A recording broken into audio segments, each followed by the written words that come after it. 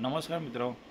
आज आपण घटक 3 उपघटक आ साहित्य समीक्षा सिद्धांत जडणघडण या घटकाचा आज आपण सविस्तर अभ्यास करणार आहोत, माहिती घेणार आहोत. एम ए सेमिस्टर 1 समीक्षा सिद्धांत या विषयातील हा घटक 3 साहित्य समीक्षा सिद्धांत जडणघडण. जडणघडणाचे सविस्तर अभ्यासपूर्ण विवेचन आपण इथे करणार आहोत. साहित्य समीक्षा सिद्धांत जडणघडण याचा उद्देश काय? साहित्य समीक्षेच्या विविध सिद्धांतांची उत्पत्ती, वाढ, त्यांच्या विचारसरणीचे परस्पर संबंध समजून घेणे हा ह्या घटकाचा उद्देश आहे. घटकाचा उद्देश काय? तर साहित्य समीक्षेच्या ज्या विविध उत्पत्ती, वाढ आणि त्यांच्या विचारसरणीचे परस्पर संबंध काय आहेत हे समजून घेणे हा एक उद्देश आहे. तसेच या घटकाचा मुख्य उद्देश आहे यातून समीक्षकेचा दृष्टिकोनाचा विकास, त्याच्या मानसिक, सामाजिक आणि तात्विक पार्श्वभूमीचा अभ्यास घडवतो. तसेच काय करतो तर समीक्षेच्या दृष्टिकोनाचा विकास कसा झाला, त्याच्या मानसिक आणि सामाजिक आणि तात्विक पार्श्वभूमीचा अभ्यास करणे ह्या घटकाचा उद्देश आहे. तसेच विद्यार्थ्यांना विविध प्रकारच्या समीक्षा पद्धतीचा तुलनात्मक व विश्लेषणात्मक अभ्यास करता येईल असाही ह्या घटकाचा उद्देश आहे. की विद्यार्थ्यांना विविध प्रकारच्या समीक्षा पद्धतींचा आणि तुलना आणि विश्लेषणात्मक पद्धतींचा अभ्यास करता येईल ते समजून देणे हा या घटकाचा आणखी एक उद्दिष्ट आहे. साहित्य समीक्षा म्हणजे केवळ कलाकृतीचे परीक्षण नव्हे, तर कलाकृतीमागील विचार, भावना, समाज, संस्कृती आणि मानसशास्त्रीय यांचेही विश्लेषण होय. साहित्य समीक्षा म्हणजे काय? तर फक्त कलाकृतीचं परीक्षण नाही, जी कलाकृती आहे त्याचं फक्त परीक्षण करणे नव्हे, तर त्या कलाकृतीमागील ज्या विचार आहेत, लेखकाचे विचार जे आहेत, ज्या भावना आहेत, तो कालखंड आहे, जो समाज आहे, जी संस्कृती आहे, जे मानसशास्त्रीय विचार आहेत त्यांचेही विश्लेषण होय. म्हणजे कलाकृतीचे परीक्षण करता करता तुम्हाला कलाकृतीमागील विचार, भावना, समाज, संस्कृती, मानसशास्त्रीय विचार यांचाही विश्लेषण करावं लागतं. समीक्षा सिद्धांताची जडणघडण ही विविध शास्त्रे जसे की मानसशास्त्र, समाजशास्त्र, अर्थशास्त्र, भाषाशास्त्र आणि तत्त्वज्ञान यांच्या प्रभावातून झालेली आहे. ओके, म्हणजे समीक्षा सिद्धांताची जडणघडण ही कशी झालेली आहे? वेगवेगळ्या शास्त्रांमधून झालेली आहे. ती शास्त्र कोणते आहेत? ते मानसशास्त्र आहे, समाजशास्त्र आहे, अर्थशास्त्र आहे, भाषाशास्त्र आहे, तत्त्वज्ञान आहे. यांच्या प्रभावातून समीक्षा सिद्धांताची जडणघडण झाली आहे. समीक्षा सिद्धांत ही असंच आलेलं नाही आहे, ते त्याची जडणघडण ही वेगवेगळ्या शास्त्रातून झालेली आहे. त्यात मानसशास्त्र, समाजशास्त्र, अर्थशास्त्र, भाषाशास्त्र, तत्त्वज्ञान या सर्वांच्या प्रभावातून समीक्षा सिद्धांताची जडणघडण झालेली आहे. समीक्षा सिद्धांताचे रूप हे काळानुरूप बदलत गेले आहे. प्राचीन काळातील भावनिक समीक्षेतून आधुनिक काळातील मानसशास्त्रीय व समाजशास्त्रीय या स्त्रीवादी समीक्षेकडे साहित्य प्रवाहाचा विचारांचा प्रवास दिसून येतो. समीक्षा सिद्धांताचे रूप हे काळानुसार बदलत असते, ते स्थिर नाही आहे. जसा जसा काळ बदलत जातो तसा तसा समीक्षाचे सिद्धांत बदलत जातात. प्राचीन काळातील भावनिक समीक्षा होत होती.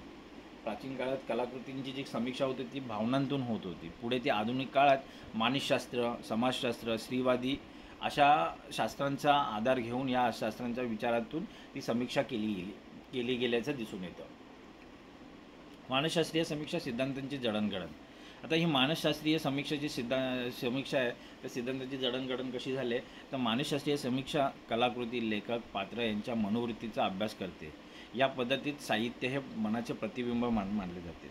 आता याची जडणघडण कशी झाली मानसशास्त्रीय शास्त्राची? ती कलाकृती, लेखक आणि पात्र यांच्या मनोवृत्तीचा अभ्यास करते मानसशास्त्रीय समीक्षा. आणि या पद्धतीत साहित्य हे मनाचे प्रतिबिंब आहे असं मानलं जाते. म्हणजे साहित्य जे आहे ते मनाचे प्रतिबिंब मानले जाते. त्या साहित्याची जे समीक्षा केली जाते ती कलाकृती, लेखक, पात्र यांच्या मनोवृत्तीचा अभ्यास केला जातो.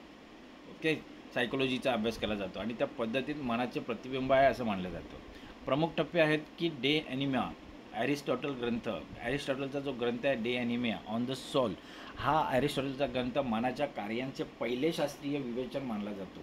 हा जो ॲरिस्टॉटलनं ग्रंथ दिला आहे तो मनाच्या कार्यांचे, जे मनाचे कार्य आहेत, मन कसं काम करतं, त्याचे कार्य काय आहेत, हे शास्त्रीय विवेचन, त्याच्या शास्त्रीय पद्धतीने विवेचन केल्याचं मानलं जातं.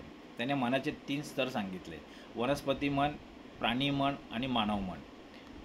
पुढे हॅरीफिलियस या शास्त्रज्ञाने याने मेंदू आणि चेतना यांचा संबंध जोडला. हॅरीफिलियसने काय केलं? ते मन आणि चेतना आणि मेंदू यांचा संबंध जोडला. त्याच्या अभ्यासामुळे मनाचे केंद्र मेंदूत आहे असे ही संकल्पना विकसित झालं. ह्या अभ्यासाने मेंदू आणि चेतना यांना जोडल्यानंतर मनाचे केंद्र हे मेंदूत आहे ही कल्पना विकसित झाली. पुढे हिप्पोक्रेटिसने काय केलं तर मानवी स्वभावातील 4 रस सांगितले. रक्त, पित्त, श्लेष्म, वायू यातून मनाचे संतुलन आणि संतुलन या विचाराला जन्म मिळतो असं याचं मत आहे. हिप्पोक्रेटिसने काय सांगितलं तर मनाचे 4 रस आहेत मानवी स्वभावातील 4 रस सांगितले की मानवी स्वभावाचे असे 4 रस आहेत. ते रस कोणते आहेत ते रक्त, पित्त, श्लेष्म, वायू यातून पुढे मनाचे संतुलन यांच्या मिश्रणातून मनाचे संतुलन असंतुलन विचाराला जन्म घेतो.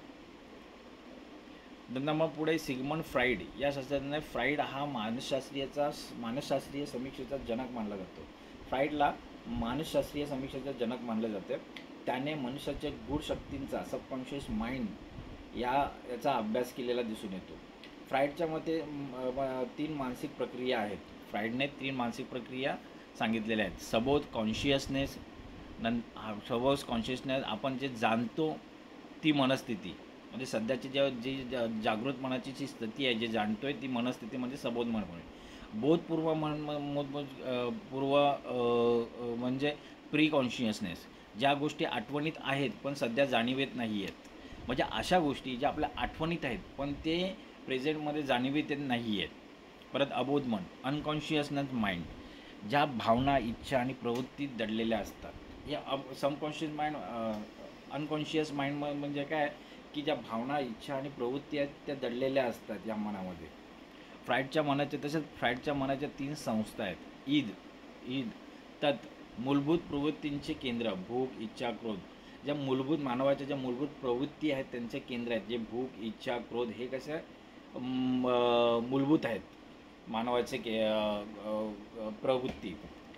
पुढे आहे इगो, अहम, वास्तवाशी तडजोड करणारा भाग. इगो जो आहे अहम जो आहे वास्तवाशी तडजोड करणारा भाग आहे. पराहम, सुपर इगो, नैतिकता आणि सामाजिक बंधनांचे नियंत्रण करणारा भाग. सुपर इगोमध्ये नैतिकता येते आणि सामाजिक बंधनांचं नियंत्रण ह्या सुपर इगोमधून केलं जातं. फ्राईडच्या सिद्धांतावरून कलाकृतीतील पात्रांचे वर्तन आणि लेखकाच्या अवचेतन भावनांचे विश्लेषण करता येते.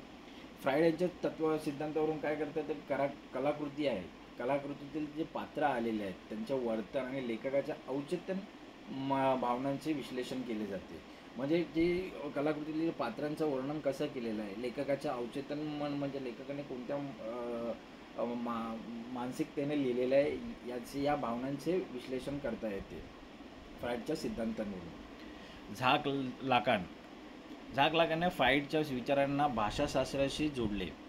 लाकने काय केले तर फ्राईडच्या विचारांना भाषाशास्त्राशी जोडले. त्याने भाषा म्हणजे मनाचे आरसे आहेत असे मत मांडले. भाषा म्हणजे मनाचे आरसे आहेत. त्याच्या मते व्यक्तीची ओळख ही भाषेतून घडत असते. जुलिया क्रिस्तेवा तिने स्त्रीवादी मानसशास्त्राला दिशा दिली. तिच्या मते भाषा, मातृत्व आणि भावविश्व यांचा एकत्र अभ्यास होणे आवश्यक आहे. जुलिया क्रिस्तेवाने काय केलं की स्त्रीवादी मानसशास्त्राला एक दिशा दिली.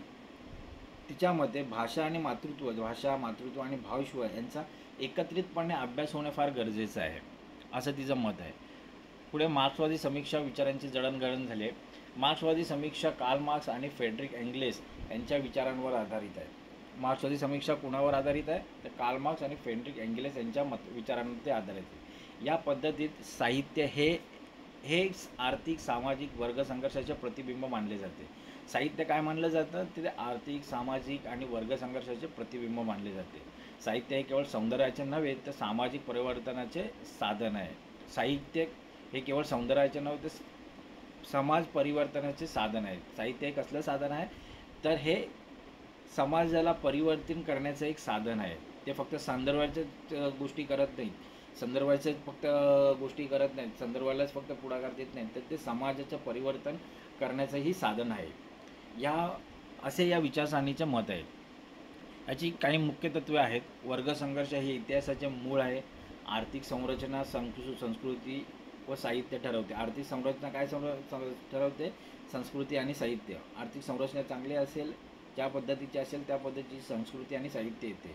लेखक ह्या त्यांच्या समाजाचे उत्पादन असतात. लेखक जे असतात, ज्या कालखंडात ज्या परिस्थितीत लेखन करतात, ते त्या लेखनात त्या किंवा त्या साहित्यात त्या समाजाचे काय घटक नमूद करून लिहित असतात. म्हणून ते समाजाचे उत्पादक आहेत असे लेखक हे समाजाचे उत्पादक होत. साहित्याचा अभ्यास करताना वर्गीय हितसंबंध समजून घेणे फार गरजेचे असते. एखाद्या साहित्याचा अभ्यास करताना त्या साहित्यात कोणत्या वर्गाचा हितसंबंध नमूद केला आहे हे समजून घेणं फार गरजेचं आहे. कोणतेही समजा, कारण की समाजामध्ये बरेच असे वर्गाने आपण राहत असतो. तर त्या वर्गाचा लेखक कोणत्या ना कोणत्या वर्गाच्या आधारावर साहित्य लिखाणाचा प्रयत्न करत असतो. तर त्या साहित्यात कोणत्या वर्गीय हितसंबंधांचा आढावा घेतलेला आहे हे समजून घेणं फार गरजेचं आहे. महत्त्वाचे समीक्षक आहेत George Lukacs, Antonio Gramsci, Raymond Williams, Terry Eagleton. आधिबंधात्मक समीक्षेची जडणघडण. आता आधिबंधात्मक समीक्षेची जडण कशी झालेली आहे, तर बंधात्मक समीक्षा ही मिथक, प्रतीके, आख्यायिकांचा अभ्यास करते. ही समीक्षा कशाचा अभ्यास करते? बंधात्मक समीक्षा कशाचा अभ्यास करते? ते मिथक, प्रतीके, आख्यायिकांचा अभ्यास करते. कॅनेडियन समीक्षक नॉर्थरॉप फ्राय यांना हा दृष्टिकोन विकसित केला. त्याच्यामध्ये सर्व साहित्य हे एकाच मूलभूत प्रतिमा संकेतांवर आधारित असते, जसे की नायक, मृत्यू, पुनर्जन्म, संघर्ष. या समीक्षेतून साहित्याचा सार्वत्रिक अर्थ शोधण्यास मदत होते, प्रयत्न केला जातो. अशा प्रकारे आधिबंधात्मक समीक्षेची जडणघडण झालेली दिसून येते. पुढे रूपवादी समीक्षा पद्धतीची जडणघडण. आता ही रूपवादी समीक्षेची जडणघडण कशी झाली, तर रशियन रूपवाद 1915 ते 1930 या काळात रशिया ही समीक्षा रशियात उदयास आलेला हा विचार प्रवाह आहे. या समीक्षकांनी साहित्याच्या रूपांवर म्हणजेच भाषा, शैली, रचना, ध्वनी, लय यांवर भर दिलेला दिसून येतो. ह्या काळात 15 ते 30 या काळात रशियन रूपात उदयास आला हा विचार प्रवाह उदयास आला. समीक्षकांनी साहित्याच्या रूपांवर म्हणजेच भाषा, शैली, रचना, ध्वनी, लय यांवर भर दिलेला दिसून येतो. प्रमुख व्यक्ती श्लोकोवस्की, जाकोबसन, टिन्यानोवा. साहित्य हे त्यांच्या भाषेमुळे साहित्य ठरते असे त्यांचं तत्त्व आहे. ह्या विचारसरणीचं तत्त्व काय आहे रशियन रूपवादाचं? साहित्य हे त्याच्या भाषेमुळे साहित्य ठरते, इतर गोष्टींनी ठरत नाही. तर साहित्यातील जी भाषा आहे त्या भाषेवरती साहित्य ठरतं असं यांचं तत्त्व आहे. अँग्लो रूपवाद. इंग्रजी समीक्षेत I.S. Richards, T.S. Eliot, Cleanth Brooks यांनी कलाकृतीच्या अंतर्गत संरचनेवर भर दिला. इंग्रजी समीक्षेमध्ये कलाकृतीच्या अंतर्गत संरचनेवर भर दिलेला दिसून येतो. टेक्स्ट ही ऑटोनॉमस एंटिटी आहे असे प्रतिपादन केलं. अँग्लो रूपवादमध्ये टेक्स्ट ही ऑटोनॉमस एंटिटी आहे असं प्रतिपादन केलं. अँग्लो अमेरिकन रूपवाद, न्यू क्रिटिसिझम. ही पद्धत 20व्या शतकात अमेरिकेत प्रचलित झाली. साहित्याचा अर्थ हा फक्त ग्रंथातूनच शोधला पाहिजे, लेखक वा वाचकाचा हेतू नको, असे या विचारसरणीचे तत्त्व आहे. अँग्लो अमेरिकन रूपवाद काय म्हणते, तर 20व्या शतकात अमेरिकेमध्ये ही प्रचलित झाले. साहित्याचा अर्थ हा ग्रंथातूनच शोधला पाहिजे. ज्या साहित्यामध्ये जो अर्थ दडलेला आहे त्याच्यावरूनच त्याची समीक्षा केली पाहिजे. तर लेखक आणि वाचकाचा हेतू काय आहे हे तिथे समजून न घेणे, त्या लेखकाचा आणि वाचकाचा काय अर्थ मानतो हे समजून न घेणे, या विचारसरणीचं असं मत आहे. फक्त साहित्यात जो दडलेला अर्थ आहे त्या अर्थावरूनच त्या ग्रंथातूनच अर्थ शोधला पाहिजे. समाजशास्त्रीय समीक्षा पद्धतीची जडणघडण. आता ही समाजशास्त्रीय समीक्षा पद्धत कशी याची जडणघडण झालेली आहे हे पाहूया आपण.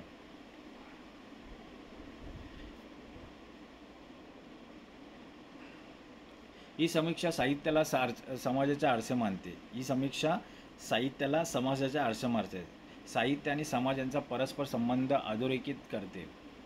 तर ही समाजशास्त्रीय समीक्षा ही साहित्याला समाजाचे आरसे मानते.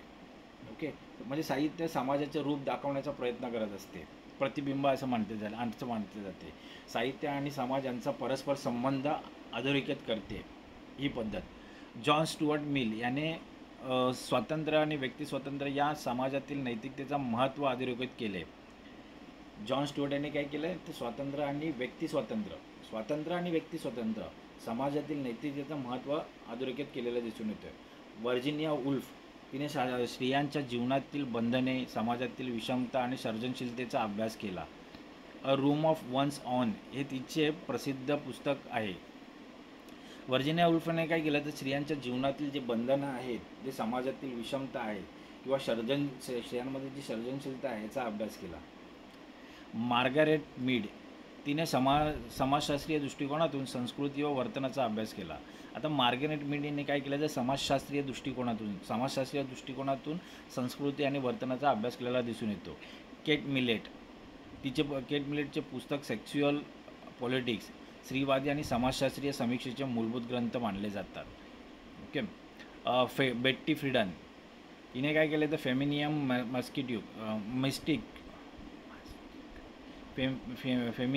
मॅस्टिक मधून गृहिणींचा मानसिक दडपणावर भाष्य केले. या ग्रंथामधून गृहिणींच्या मानसिक दडपणावर भाष्य केलेलं दिसून येते. तर जर्मन ग्रील तिने द फिमेल एन्यूक मधून स्त्रीचा देह, मन आणि समाजातील भूमिकेचा सखोल विचार केलेला दिसून येतो. पुढे स्त्रीवादी समीक्षेचे जडणघडण. आता स्त्रीवादी समीक्षेचे जडणघडण कसं झालं आहे तर स्त्रीवादी समीक्षा स्त्रीच्या दृष्टिकोनातून साहित्याचे पुनर्मूल्यांकन करत असते. स्त्रीवादी समीक्षा ही स्त्रीच्या दृष्टिकोनातून म्हणजे स्त्रीच्या दृष्टिकोनातून साहित्याचे पुनर्मूल्यांकन करत असते. स्त्रीचे अनुभव, भावना आणि सामाजिक संघर्ष हे साहित्याचे केंद्र असावे असा आग्रह धरते, विचारधारेत आहे. मुख्य वैशिष्ट्ये आहेत या पद्धतीचे समक्ष पद्धतीचे स्त्रीच्या अस्तित्वाचे साहित्यिक पुनर्वाचन करणे, पितृसत्ताक रचनेविरोधी दृष्टिकोन, स्त्रीलेखक आणि पात्रांच्या आवाजाला महत्त्व देणे हे याचे मुख्य वैशिष्ट्ये आहेत. प्रमुख स्त्रीवादी विचारवंत आहेत व्हर्जिनिया वुल्फ, सिमोन दो बोआ, केट मिलेट, जुलिया क्रिस्तेवा, बेट्टी फ्रीडन. तर शेवटच्या घटकात आलो आपण. तर साहित्य समीक्षा सिद्धांताची जडणघडण ही एका प्रवासासारखी आहे. म्हणजे साहित्य समीक्षेची जी जडणघडण झालेली आहे ही प्रवासासारखी आहे, जिथे कलाकृतीकडून माणसाकडे आणि माणसाकडून समाज, मन व भाषेकडे विचार विस्तारला दिसून देतो. मानसशास्त्रीय, समाजशास्त्रीय, अर्थशास्त्रीय, भाषाशास्त्र, स्त्रीवाद अशा अनेक शाखांनी समीक्षा विचार अधिक समृद्ध केला आहे. समीक्षेचे उद्दिष्ट केवळ कलाकृतीचे परीक्षण नसून मानवाच्या विचारविश्वाचे आकलन करणे हेच आहे. आता म्हणजे याची जडणघडण कशी झाली समीक्षा सिद्धांतांची, साहित्य समीक्षा सिद्धांतांची जडण कशी झाली तर ती एक प्रवासासारखी आहे, जी कलाकृतीकडून माणसाकडे आली आणि माणसाकडून समाज, मन, भाषेकडे याचा विचार विस्तारला गेला. मग ती फक्त कलाकृतीच्या दृष्टिकोनातून विचार केला गेला नाही, नंतर मग माणसाकडूनही विचार करण्यात आला समीक्षा करताना. नंतर मग तो मानसशास्त्रातून विचार करण्यात आला, समाजशास्त्रातून विचार करण्यात आला, अर्थशास्त्र, भाषाशास्त्र, स्त्रीवाद या अनेक शास्त्रातून त्या समीक्षेचा, त्या साहित्याचा विचार करण्यात आला. हा शाखांनी समीक्षा विचार अधिक समृद्ध केला. म्हणजे काय त्याच अशा अनेक शाखांमधून त्या साहित्याचा विचार करून समीक्षा केली जाऊ लागली. आता समीक्षेचे उद्दिष्ट म्हणून ते समीक्षेचे उद्दिष्ट आता केवळ कलाकृतीची समीक्षा राहिली नाही, तर ती परीक्षणातून मानवाच्या विचारविश्वाचेही आकलन करणे हे आहे. म्हणजे मानवाच्या विचारविश्वास, भावविश्वासाचेही समाजशास्त्रीय दृष्टिकोनातून, स्त्रीवादी दृष्टिकोनातून अशा अनेक शास्त्रांचा अभ्यास दृष्टिकोनातून त्या साहित्याची समीक्षा करण्याचा विचार केला जातो. आता या जडणघडणवरती समीक्षा सिद्धांत जडणघडण काही प्रश्न उत्तरे आहेत. त्या प्रश्न उत्तरांचा आपण थोडा आढावा घेऊया. मानसशास्त्रीय समीक्षा सिद्धांतांची जडणघडण स्पष्ट करा. या प्रश्नांमुळे आपले परीक्षा देण्याला जे प्रश्न कशा स्वरूपाचे असतील ते आपल्याला इथे कळेल आणि आपल्याला उत्तरं लिहिणं सोपं जाईल. तर मानसशास्त्रीय प्रश्न 1, मानसशास्त्रीय समीक्षा सिद्धांताची जडणघडण स्पष्ट करा. याचं उत्तर आहे मानसशास्त्रीय समीक्षा कलाकृतीतील पात्र, लेखक, वाचक यांच्या मनोवृत्तीचा अभ्यास करते. ॲरिस्टॉटलचा ग्रंथ डी एनिमा पासून विचाराची सुरुवात झाली. फेरोफिलक्स हिपोक्रेटिस यांनी मन आणि मेंदू यांचा संबंध स्पष्ट केला. सिग्मंड फ्राईडने सिग्मंड फ्रायडने या विचारांना वैज्ञानिक दिशा दिली. त्याने मनाचे 3 स्तर सांगितले: सुबोध, बोधपूर्व आणि अबोध. तसेच 3 मानसिक संस्था सांगितल्या: ईद, अहम, पराहम. झाक लाकाने या विचारांना भाषेशी जोडून व्यक्तिमत्वाचे विश्लेषण केले, तर जुलिया क्रिस्तेवाने स्त्रीवाद मानसशास्त्राला दिशा दिली. या पद्धतीतून लेखकाच्या अवचेतन भावनांचा आणि पात्रांचा अंतर्मनाचा सखोल अभ्यास करता येतो. आता आपण पाहिलं की हे संक्षिप्त रूपात आपण आढावा घेतला की मानसशास्त्रीय सिद्धांताची जडणघडण कशी झाली. तर मानसशास्त्रीय समीक्षा कलाकृतीतील पात्रे, लेखक आणि वाचक यांच्या मनोवृत्तीचा अभ्यास घेते, पहिली गोष्ट. नंतर मग ॲरिस्टॉटलचा जो डी एनिमा ग्रंथ आहे, ऑन द सोल, यापासून विचाराची सुरुवात झाली. हॅरिस फॉलेस आणि हिपोक्रेटस यांनी मन आणि मेंदू यांचा संबंध जोडला. पुढे सिग्मंड फ्रायडने विचारांना वैज्ञानिक दिशा दिली. सिग्मंड फ्रायडने तसेच त्याचे मनाचे 3 स्तर सांगितले मनाचे. ते स्तरमध्ये सुबोध, बोधपूर्व आणि अबोध हे मनाचे 3 आहेत. यातून याचा विचार केला जातो. तसेच 3 मानसिक संस्था सांगितल्या: ईद, अहम, पराहम या मानसिक संस्था सांगितल्या. परत झाक लाकांनी विचारांना भाषेशी जोडून व्यक्तिमत्वाचे विश्लेषण केले. म्हणजे झाक लाकांनी विचारांना भाषेशी जोडलं. आणि तसंच जुलिया क्रिस्तेवाने स्त्रीवादी मानसशास्त्राला दिशा दिली. या पद्धतीतून लेखकाच्या अवचेतन मनाचा आणि पात्रांच्या अंतर्मनाचा सखोल अभ्यास करता येतो. अशा पद्धतीने मानसशास्त्रीय सिद्धांताची जडणघडण झालेली दिसून येते. दुसरा प्रश्न आहे, मार्क्सवादी समीक्षा विचारांची जडणघडण स्पष्ट करा. कार्ल मार्क्स आणि फ्रेडरिक एंगल्स यांच्या विचारांवर आधारित ही समीक्षा समीक्षा आहे. साहित्याला समाजातील वर्गसंघर्षाचे प्रतिबिंब मानले जाते. समीक्षा साहित्याला समाजातील वर्गसंघर्षाचे प्रतिबिंब मानले जाते. साहित्याचे सौंदर्य नव्हे तर सामाजिक कार्य आहे. साहित्याचे सौंदर्य नव्हे तर सामाजिक कार्य आहे आणि आर्थिक रचना यांवर भर दिला जातो. George Lukacs, Terry Eagleton, Raymond Williams याचे प्रमुख प्रवर्तक आहेत. या पद्धतीतून लेखकाच्या वर्गीय दृष्टिकोन, समाजातील अन्याय, शोषण, परिवर्तन यांचा अभ्यास होतो. मार्क्सवादी समीक्षा साहित्याला समाज बदलाचे साधन मानते.